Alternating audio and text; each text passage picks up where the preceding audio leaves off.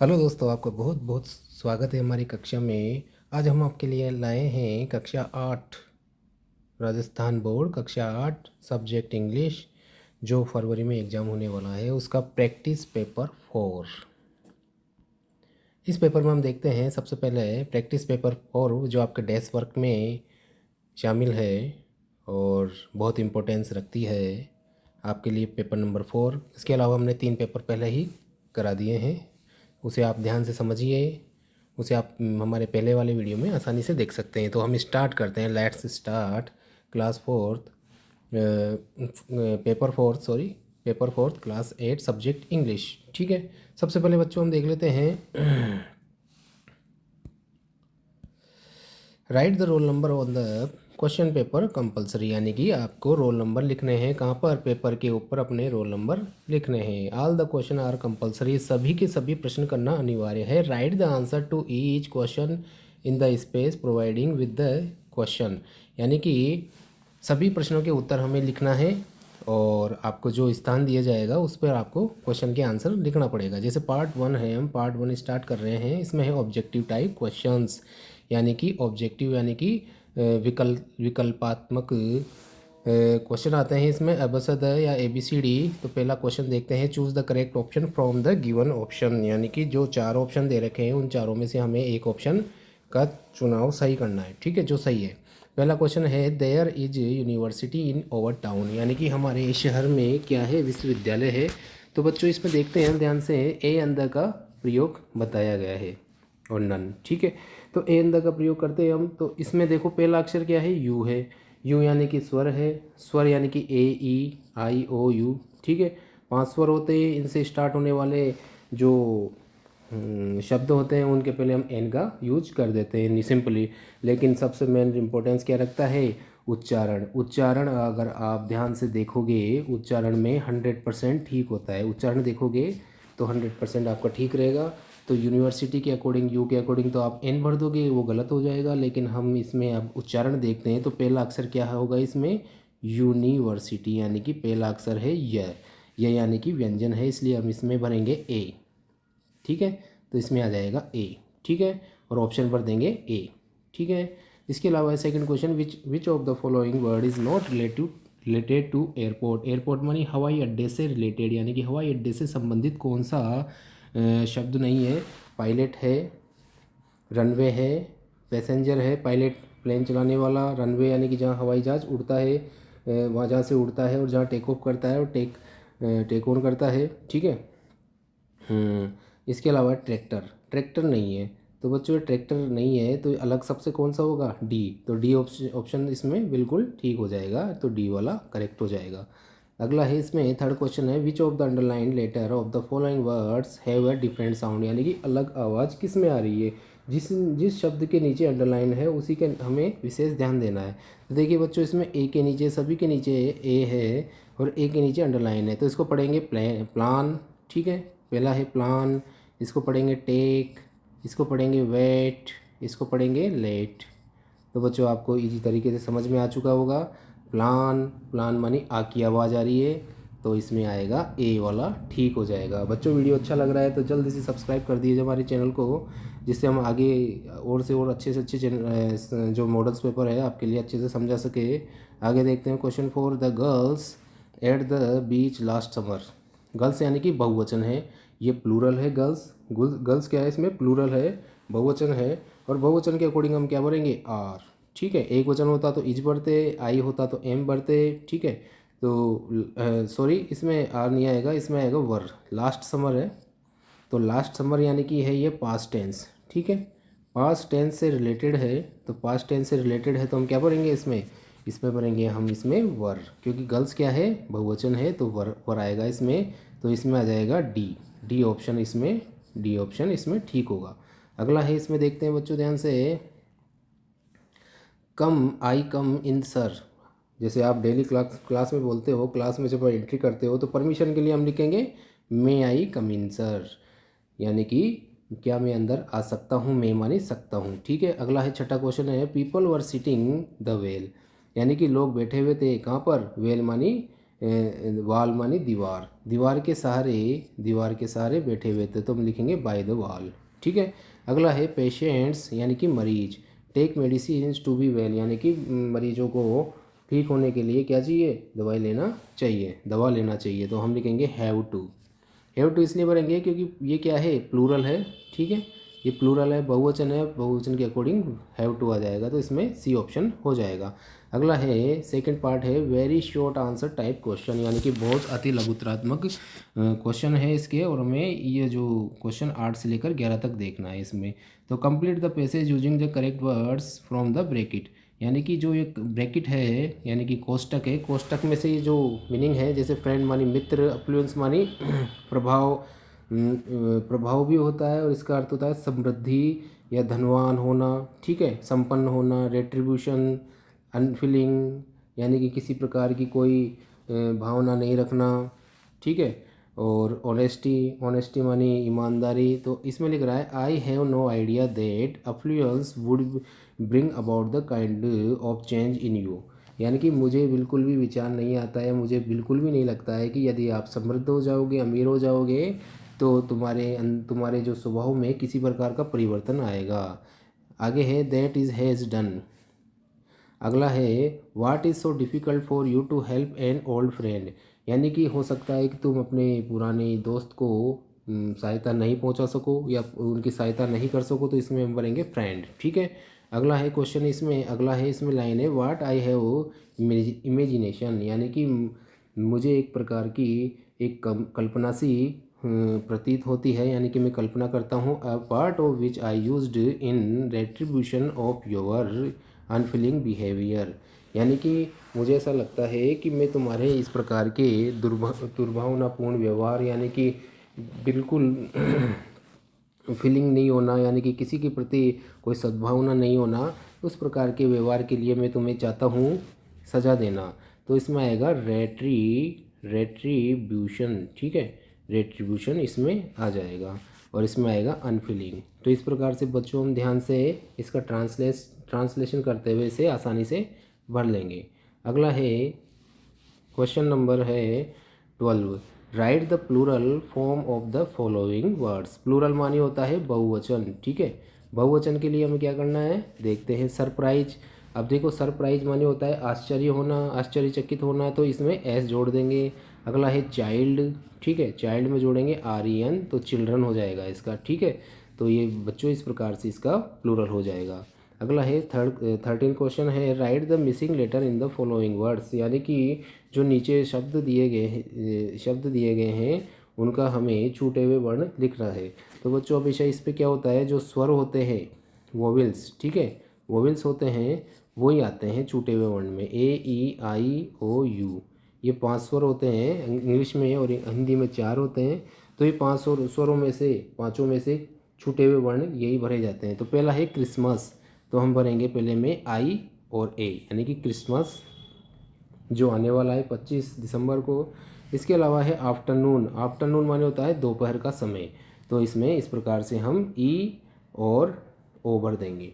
ठीक है, अगला क्वेश्चन है इसमें 14वां है the vehicles keep going forward there is green light, यानी कि साधन आगे की ओर चलना स्टार्ट कर देते हैं, बढ़ना स्टार्ट कर देते हैं जब लाइट क्या हो जाती है, हरी हो जाती है। तो हम लिखेंगे एज सुन एज मानी जैसे ही हरी लाइट हो जाती है, जैसे ही। ठीक है, तो एज सुन एज इसमें ठीक होगा।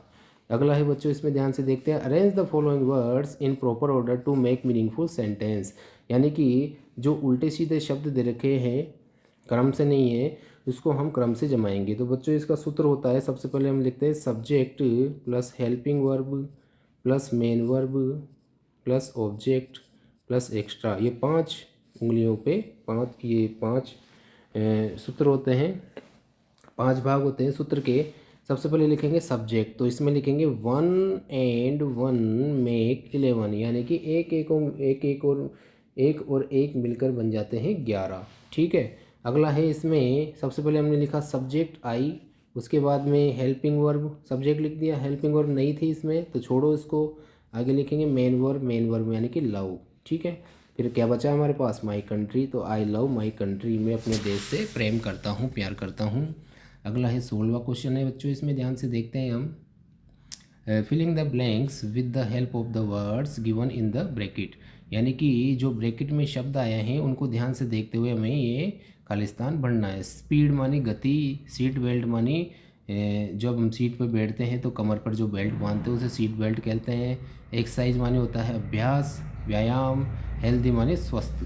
ठीक है, तो हम लिखेंगे ऑलवेज। पहला क्वेश्चन है always wear your in the car. तो बच्चों हम कार में होते हैं तो हमेशा क्या पहनना चाहिए हमें? Seat belt. तो हम इसमें सीट बेल्ट लिख देंगे। अगला है सेकंड क्वेश्चन है regular keeps over body strong and fit, यानी कि रेगुलर यानी कि नियमित रूप से करने से हमारा शरीर स्वस्थ और मस्त रहता है। तो हम लिखेंगे इसमें एक्सरसाइज। ठीक है, एक्सरसाइज इसी में से देख के हम भर देंगे। अगला क्वेश्चन है 17 से 18, read the passage carefully and answer the question given below. तो इसमें क्या दे रखा है? The experience of having climb the two the summit changes you completely, यानी कि आपके समिट विद इन नाम से एक लेसन आया था। ठीक है, आपकी 8वीं की जो इंग्लिश की बुक है उसमें समिट विद इन यानी कि जो शिखर होता है, हमारे अंदर जो शिखर होता है उसके बारे में बताया गया था। तो उससे रिलेटेड ये गद्यांश आया है। ठीक है, और उसे हमें ध्यान से हमने पढ़ा था उसके बारे में। ठीक है, ये गद्यांश को देखने के बाद में हम क्वेश्चन देखते हैं। अब ये जो क्वेश्चन स्टार्ट है, what is the impact of climbing a summit, यानी कि जब आप शिखर पर पहुंच जाते हो तो उसका प्रभाव क्या पड़ता है।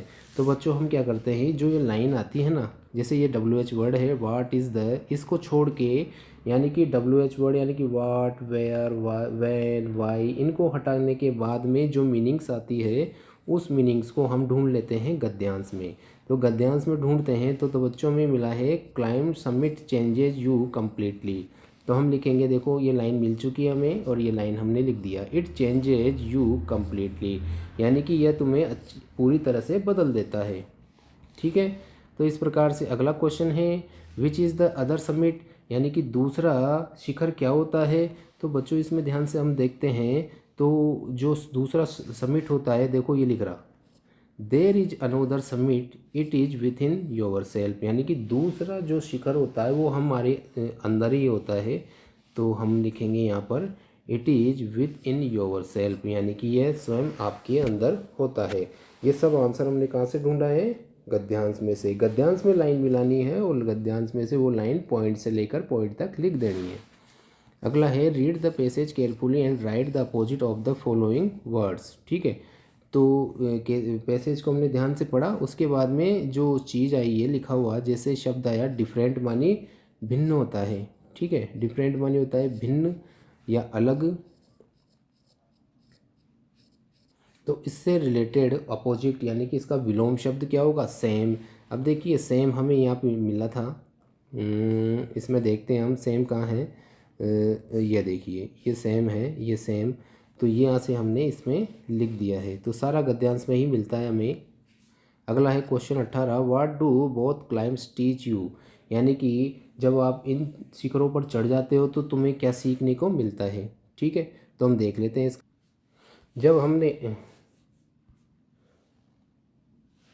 जब हमने बच्चों देखा ध्यान से, ये क्वेश्चन है 18वां हमारा, what do both climbs teach you, यानी कि दोनों प्रकार के शिखर आपको क्या सिखाते हैं। तो इसमें गद्यांश में लाइन ढूंढने के बाद में हमें लाइन मिली है और उस लाइन को हम लिखेंगे उसमें देखते हैं। तो हम लिखेंगे बोथ क्लाइम्स, यहाँ से स्टार्ट करेंगे बोथ। ठीक है,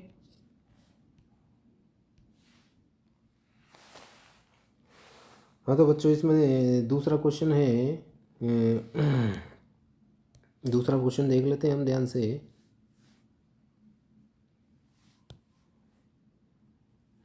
what impression does he get an Everester, यानी कि एवरेस्ट पर चढ़ने के बाद उसका जो प्रभाव क्या होता है। तो हम लिखेंगे इट इज फेस लाइफ्स ऑर्डियल्स रिजोल्यूटली, यानी कि ये जीवन के जो मुद्दे होते हैं उनको सख्ती से जीवन के जो मुद्दे हैं उनका सख्ती से समाधान करने का हमें क्या आ जाता है, एक प्रकार का अनुभव आ जाता है। ये लाइन हमने इसी गद्यांश में से देख के लाइन मिला के लिखी गई है। ठीक है, तो आपको ये लाइन, ये क्वेश्चन की लाइन को ध्यान से देखना है और उसके बाद में ये लाइन आपने लिख दी है। अगला है read the passage carefully and right the similar from the following word, यानी कि पैसेज में जो शब्द आया है उसको उसका हमें सिमिलर वर्ड सिंगुलर यानी कि एक वचन, ठीक है, एक वचन लिखना है हमें।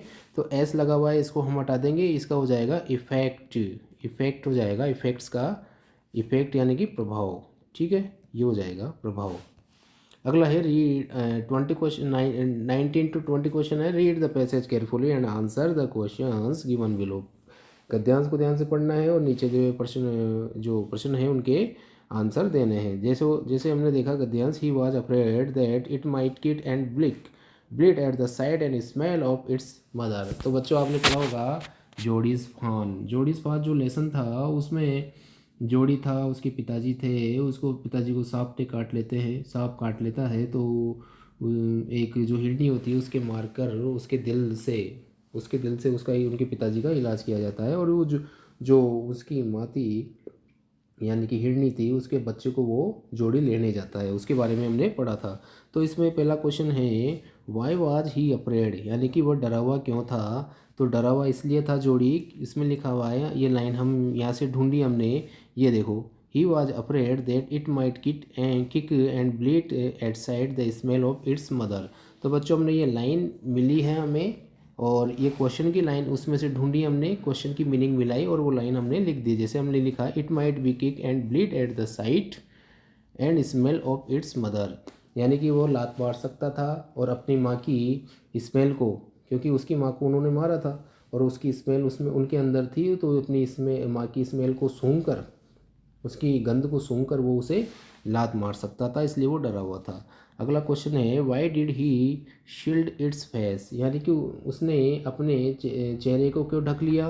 तो हम लिखेंगे because prickling vines would hurt it, यानी कि जो झाड़ियाँ थी उसमें कांटे थे, उनसे अपने आप को बचाने के लिए ऐसा किया। अगला है read the passage carefully and right the opposite gender, यानी कि विपरीत लिंग लिखना है गिवन वर्ड। तो देखिए फादर का हम लिखेंगे मदर, ठीक है। अगला है बच्चों, इसमें देखते हैं 20 क्वेश्चन है why did he heart thump,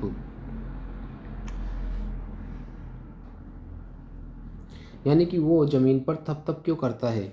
तो हम लिखेंगे because of its acceptance of him, यानी कि जब वह उसे स्वीकार कर लेता है, उसे अपना मान लेता है, तो वो हमें अनुमति के रूप में अपने पैर को नीचे थपथपाता है। अगला है up to where did he walk fast, वो उसके साथ कहाँ तक तेज तेज चलता है। तो यही लाइनें हमें इस गद्यांश में मिलती हैं। देखो walk fast as he could until he came to the intersection of the road home.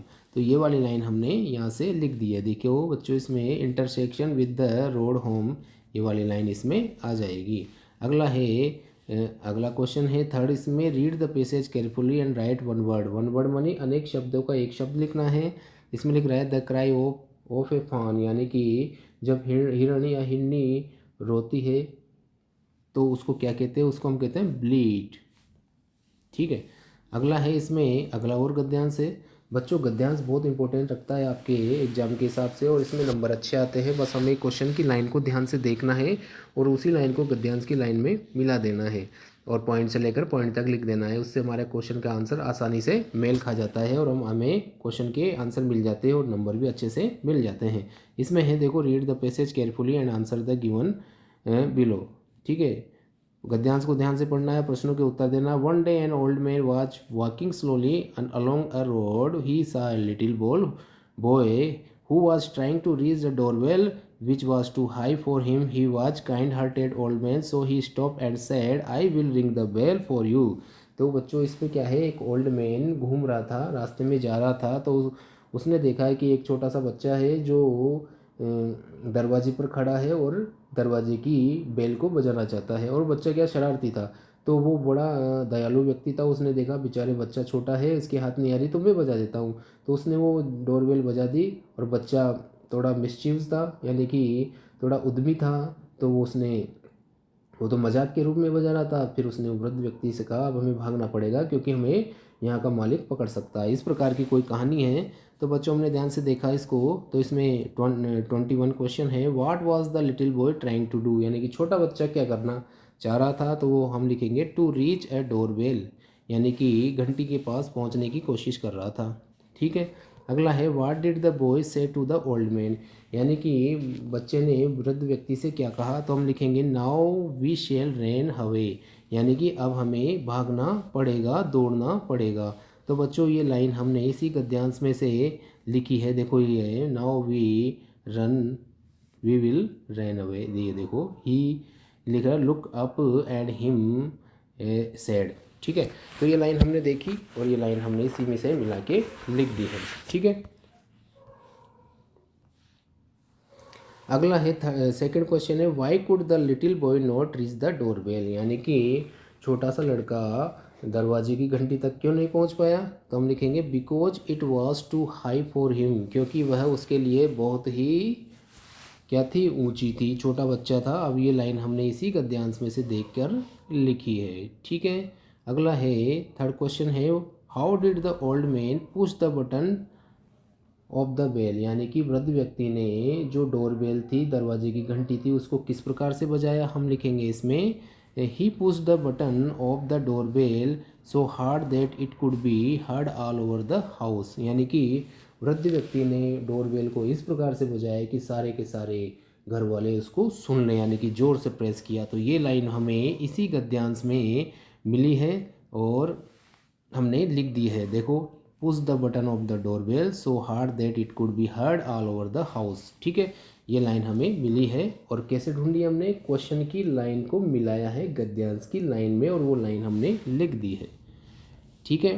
अगला क्वेश्चन है rearrange the following sentence in correct sequence, यानी कि काल घटना के अनुसार, काल घटना क्रमानुसार, क्रम के अनुसार, यानी कि सबसे पहले कौन सी घटना होगी फिर कौन सी होगी, उस प्रकार से हमें लिखना है।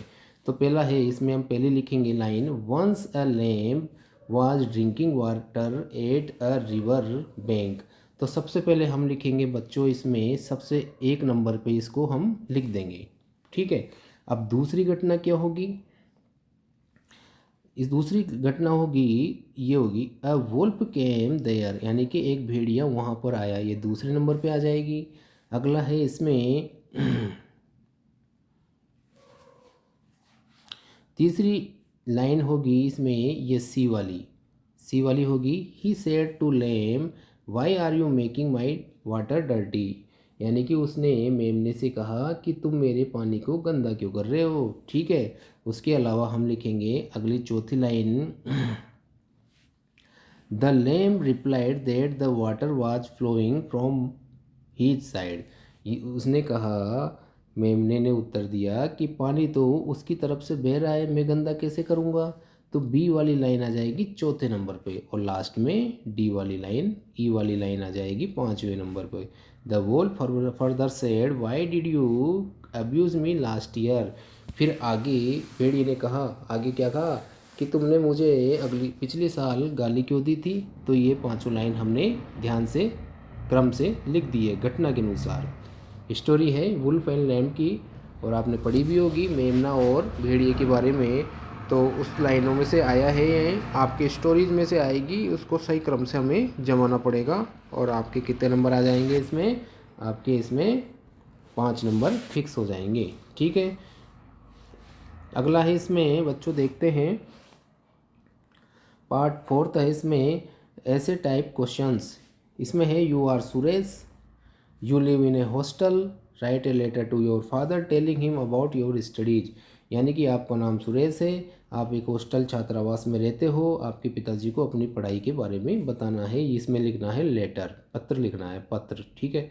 अगला है इसमें अथवा, दोनों में से एक करना है आपको जो अच्छे से आता है। यू आर रुक्मणी रमेश, यानी कि तुम्हारा नाम रुक्मणी या रमेश दोनों में से एक नाम लिख सकते हैं। Write an application to your principal requesting him for admission to class 9th government senior secondary school Alwar, यानी कि तुम्हारा नाम रुक्मणी रमेश है दोनों में से एक, और आपको गवर्नमेंट यानी कि राजकीय उच्च माध्यमिक विद्यालय अलवर के जो प्रधानाचार्य जी हैं उनको एक एप्लीकेशन लिखनी है। क्या लिखना है एप्लीकेशन में, एप्लीकेशन में आपको लिखना है कि आपको 9th क्लास में एडमिशन चाहिए। तो हम क्या करते हैं बच्चों, ध्यान से देखते हैं। सबसे पहले हम एप्लीकेशन लिख लेते हैं। सबसे पहले हम क्या लिखेंगे, एप्लीकेशन, सबसे ऊपर लिख लेंगे एप्लीकेशन, APPLICATION। एप्लीकेशन लिखने के बाद में हम लिख देंगे दिनांक, लिख देंगे। सबसे पहले डेट लिख देते हैं। डेट कितनी है आज? जैसे डेट हो गई आज 17 दिसंबर, ठीक है, दिसंबर 2025, ठीक है। उसके बाद में लिख देंगे द, ठीक है, प्रिंसिपल। जैसे हेड मास्टर लिखते हैं वैसे हम प्रिंसिपल इसमें लिख देंगे। फिर लिख देंगे स्कूल का नाम, गवर्नमेंट सीनियर सेकेंडरी, ठीक है, स्कूल अलवर, ठीक है। ये हो गया कंप्लीट। उसके बाद में लिखेंगे हम सर, श्रीमान, हम लिखेंगे most respectfully I beg to say that. तो बच्चों इसमें क्या करना है, ये वाली लाइन आपको हमेशा ध्यान रखनी है। ये लाइन तो हमेशा लिखनी है कि सभी ने नम्र निवेदन है कि, फिर हम लिखेंगे आई। अब आपको 9th क्लास में एडमिशन लेना है तो आपने 8वीं कक्षा पास की है और आपकी विद्यालय पहले मिडिल स्कूल था, 8वीं तक की था, इसलिए आप अगले दूसरे स्कूल में पढ़ोगे इसलिए, ठीक है। तो लिखेंगे I have passed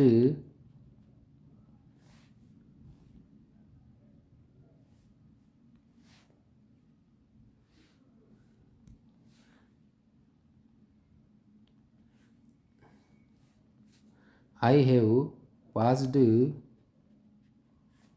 8th class, ठीक है, लास्ट ईयर। यानी कि मैंने पिछले वर्ष कक्षा 8वीं पास कर ली है, ठीक है। फिर हम ये भी लिखेंगे आई गोट फर्स्ट डिवीज़न,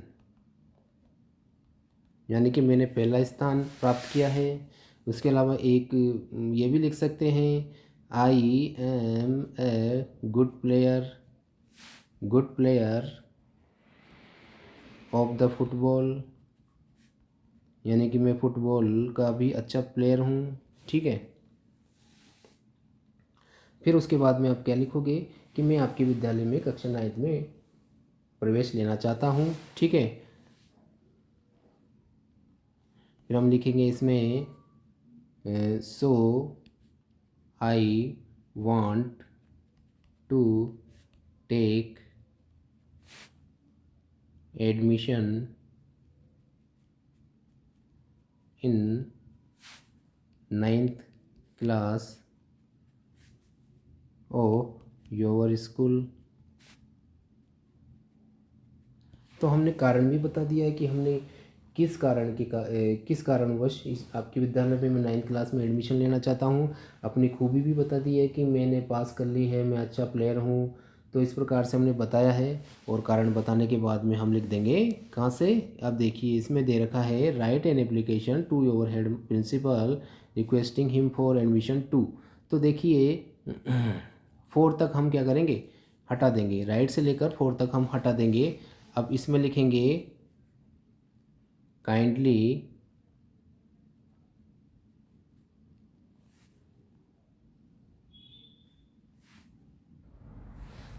के बाद हम लिखेंगे kindly give me admission in 9th class, ठीक है। कृपया मुझे 9वीं कक्षा में एडमिशन देने की, प्रवेश देने की कृपा करें, ठीक है। ये लिखने के बाद हम लिखेंगे थैंक्स, फिर लिखेंगे योर्स ओबीडेंटली और अपना नाम लिख देंगे। नाम यहाँ आ जाएगा, जगह नहीं थी मैं इसलिए इधर लिख रहा हूँ इसमें। अब आपको जो भी नाम अच्छा लगता है वो लिख सकते हैं, जैसे रुक्मणी है या रमेश है तो रुक्मणी लिख लो, ठीक है। ये इस प्रकार से इसमें नाम आ जाएगा। तो बच्चों आपको मैंने ये एप्लीकेशन बिल्कुल इजी लैंग्वेज में बताई है। आप हिंदी में सोच के इंग्लिश में कन्वर्ट करके ट्रांसलेट करके आराम से इसको एप्लीकेशन को लिख सकते हैं। और हो सकता है आपको लेटर अच्छा लग रहा है, लेटर अच्छे से आता है तो आप इसमें लेटर भी लिख सकते हैं, पत्र भी लिख सकते हैं। अगला है क्वेश्चन इसमें, write a short paragraph in about 100 words a visit to a fair, यानी कि मेले की यात्रा, मेले में घूमने जाना, उसके बारे में लिखना है। या फिर आपको क्या करना है, अथवा में दोनों में से एक क्या लिखना है, या तो निबंध लिख लो, या फिर है right a story in about 70 to 80 words with the help of the given outline, also right the title and moral of the story, यानी कि 7 से 8 लाइन में। ठीक है, 7 से 8 लाइन में आपको स्टोरी लिखनी है और उसका नाम भी लिखना है और उसका मोरल यानी कि शिक्षा भी लिखनी है। ठीक है, हम देखते हैं ध्यान से कौन सी स्टोरी है। The lamb a river, a wolf said why are you making my dirty. ठीक है, इस प्रकार से हमने देखा वुल्फ एंड लैम्प की स्टोरी है। ठीक है, तो बच्चों ये क्या है की स्टोरी है, वुल्फ, ये स्टोरी है a wolf and the lamb, भेड़िया और मेमना। ठीक है, और आपको पता होगा एक क्वेश्चन आया था जिसमें सीक्वेंस में काल घटना क्रमानुसार हमें जमाना था, वो भी वुल्फ एंड लैम्प की कहानी थी। अगर हो सकता है इस प्रकार के आप आ जाए तो 5 लाइनें तो आपको पहले ही मिल चुकी है। देखो, ये देखो हमारे आई थी, ये रही, इनमें से 5 लाइन तो आप आसानी से इसमें से देख के लिख सकते हो। ठीक है, तो ये 5 लाइनें आप कहाँ लिख दोगे, इस स्टोरी में लिख दोगे 5 लाइनें, 2-3 लाइनें और जोड़ना है और लास्ट में क्या हो जाएगा, मोरल। मोरल आप इसमें से मोरल क्या लिखोगे, मोरल देखो इसका मोरल होगा, मोरल मानी शिक्षा, इसका होगा माइट इज राइट। ठीक है, इसका अर्थ होता है जिसकी लाठी उसकी भैंस, जिसकी लाठी उसकी भैंस। ठीक है, यानी कि जो शक्तिशाली होगा उसी का राज चलेगा। तो भेड़िया शक्तिशाली था इसलिए उसने वुल्फ को मार दिया। तो हम इस प्रकार से भी लिख सकते हैं, जैसे once a lamb was drinking water at a pond. ठीक है, यानी कि एक बार एक मेमना पानी पी रहा था, ठीक है, तालाब पर। तो फिर हम लिखेंगे अ वुल्फ केम देयर, यानी कि एक भेड़िया वहाँ आया। ठीक है, फिर हम लिखेंगे he said to the lamb, उसने मेमने से कहा, why are you making my water dirty, यानी कि तुम मेरे पानी को गंदा क्यों कर रहे हो। फिर हम लिखेंगे the lamb said the water is flowing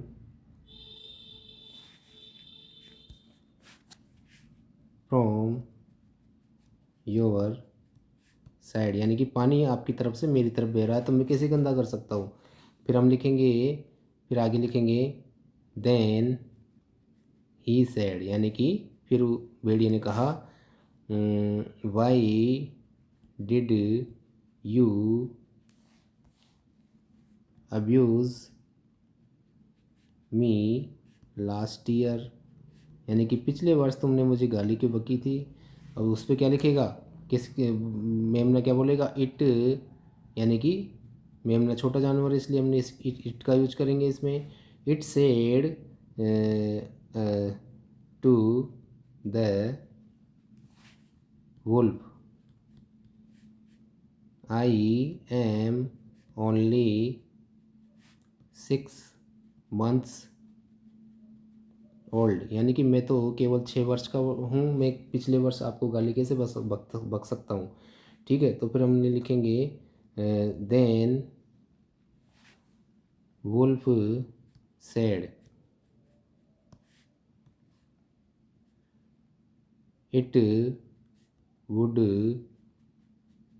B your father, यानी कि हो सकता है तुम्हारे पिताजी होंगे, है ना, यानी कि आपके पिताजी होंगे वो। तो इस प्रकार से उसने क्या कहा, मार दिया उसको, ये बहाने बनाकर। तो हम लिखेंगे इसमें 10 मानी इस प्रकार से, 10 the wolf killed the lamb and ate it, यानी कि उसे मार दिया और उसे खा गया। इस प्रकार से बच्चों बिल्कुल इजी लैंग्वेज में ये स्टोरी है। आप हिंदी में याद कीजिए, इंग्लिश में ट्रांसलेट कीजिए और आसानी से इसको आप लिख पाएंगे। और इसकी आपको मोरल भी लिखनी पड़ेगी, यानी कि मोरल बहुत ज़रूरी है लिखना बच्चों। मोरल के बिना आपको नंबर अच्छे नहीं मिलेंगे। तो बच्चों आपको हमारा वीडियो समझ में आ रहा है, अच्छे से समझ में आ रहा है, अच्छा लग रहा है, तो आप ज़रूर से ज़रूर सब्सक्राइब करें, जिससे हम मोटिवेट हो सके, हम ज़्यादा से ज़्यादा आपके लिए मेहनत कर सके, अच्छे से अच्छे वीडियो आपके लिए ला सकें। इसलिए आपको सब्सक्राइब जरूर करना है, ज़रूर से ज़रूर सब्सक्राइब कीजिए, लाइक कीजिए, कमेंट कीजिए, अपने दोस्तों को, अपने मित्रों को, अपने सहपाठियों को ज़रूर बताइए, जिससे उनके भी अच्छे नंबर आ सके और इंग्लिश की जितनी प्रॉब्लम्स है हम उसको सोल्यूशन दे सके। तो बच्चों आपका वीडियो देखने के लिए बहुत बहुत धन्यवाद। फिर मिलते हैं next model paper with test work for class 8th 10th और 12th।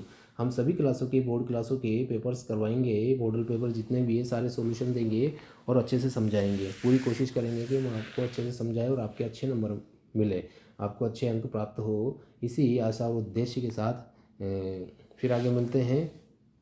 जय हिंद, जय भारत।